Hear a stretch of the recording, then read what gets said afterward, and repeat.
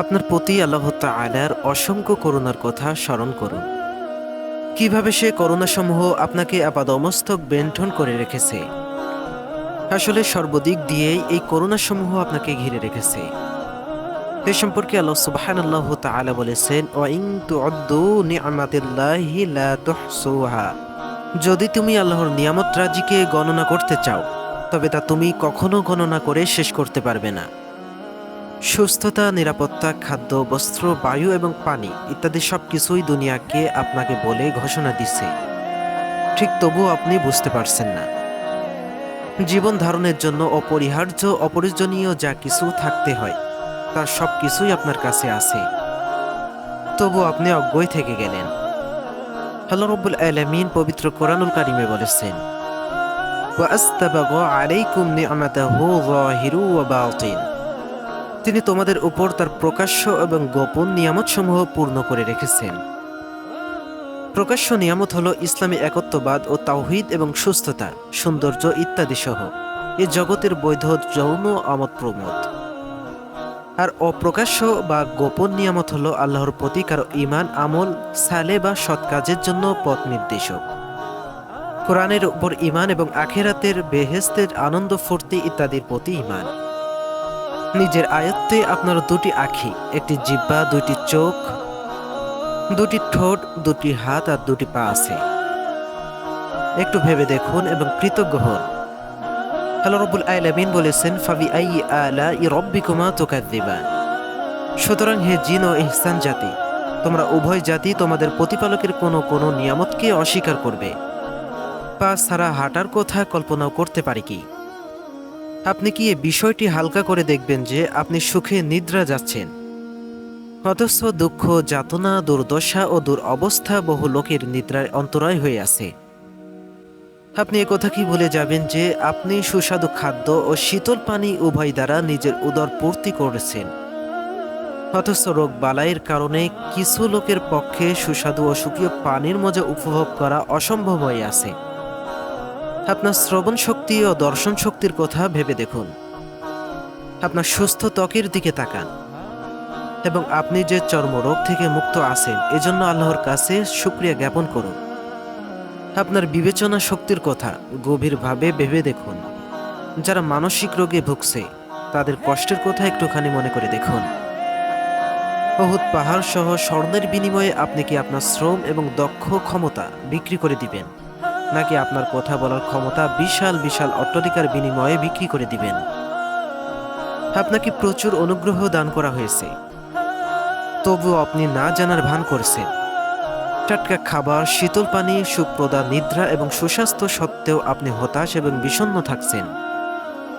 আপনার যা নেই তা নিয়ে ভাবছেন এবং যা আপনাকে দান করা হয়েছে তার নিমিত্তে কৃতজ্ঞতা হওয়ার পরিবর্তে বরং অকৃতজ্ঞ হচ্ছেন। সম্পদের ক্ষতি নিয়ে আপনি বিব্রত, তথাপি অনেক কল্যাণের চাবিকাঠি আপনার হাতে ন্যস্ত। একটু ভেবে দেখুন এবং কৃতজ্ঞ হন। আল্লাহ রাব্বুল আলামিন বলেছেন, অফি আনফুসিকুম আফালা তুবসিরুন। এবং তোমাদের নিজেদের মধ্যেও আমার নিদর্শন আছে, তাহলে তোমরা কি তা দেখতে পাও না? আপনার নিজের কথা, আপনার পরিবারের কথা, আপনার বন্ধু বান্ধবের কথা এবং আপনার চারিপাশে গোটা দুনিয়ার কথা গভীরভাবে চিন্তা গবেষণা করুন। আল্লাহ রাব্বুল আলামিন বলেছেন, ইয়ারিফুনা নি'মাতাল্লাহি সুম্মা ইউনকিরুনাহা ওয়া আকসারুহুমুল কাফিরুন।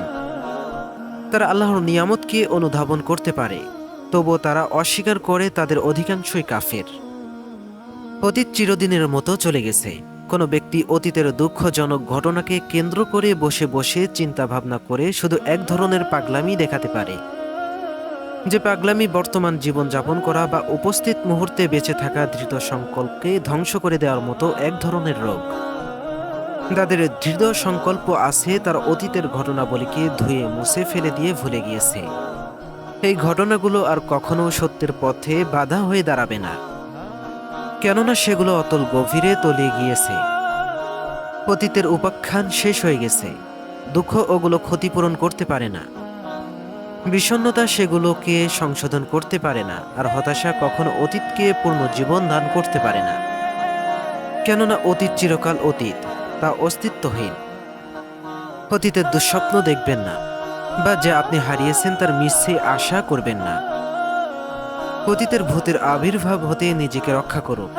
আপনি কি মনে করেন যে আপনি সূর্যকে তার উদয়স্থলে, শিশুকে তার মায়ের জঠরে, দুধকে পশুর ওলানে অথবা অস্ত্রকে আখিতে ফিরিয়ে দিতে পারবেন?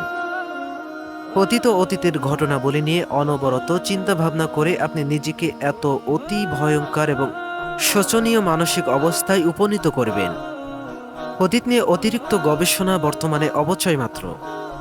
পূর্ববর্তী জাতিদের কার্যকলাপ উল্লেখপূর্বক মহান আল্লাহ তাআলা বলেন, তিলকা উম্মাতুন ফাদখলাত।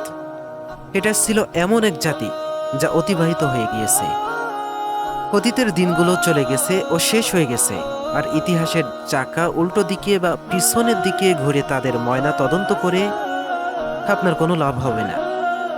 যে লোক অতীতের চিন্তায় বিভোর থাকে সে তো ওই লোকের মতো যে লোক কাঠের গোড়াকে করাত দিয়ে চেরাই করতে চায়। যে ব্যক্তি অতীত নিয়ে কান্না কাটিয়ে হতাশ ও দুঃখ করত, এমন ব্যক্তিকে প্রাচীনকালে বলা হতো মৃতদেরকে তাদের কবর থেকে তুলিও না। মানে বুঝতে পারছেন, তাদেরকে কবর থেকে তুলতে মানা করছেন। সে যেভাবে আছে সেভাবেই থাক। আমাদের দুঃখজনক ব্যাপার এই যে আমরা বর্তমানের সাথে সম্পর্ক রক্ষা করতে পারি না। আমাদের সুন্দর সুন্দর প্রসাদকে অবহেলা করে আমরা ধ্বংস দালান কোটার জন্য হাও মাও করে কান্নাকাটি করি। সকল জিন ও এহসান একত্রে অতীতকে ফিরিয়ে আনতে চাইলেও তারা অতি নিশ্চিতভাবেই ব্যর্থ হবে। পৃথিবীর সবকিছুই সম্মুখপানে এগিয়ে চলছে, একটি নতুন ঋতুর জন্য প্রস্তুত হচ্ছে। আপনাকেও তাই করতে হবে। অর্থাৎ আপনাকেও একটি নতুন জীবনের জন্য প্রস্তুত হতে হবে এবং সামনে এগিয়ে চলতে হবে।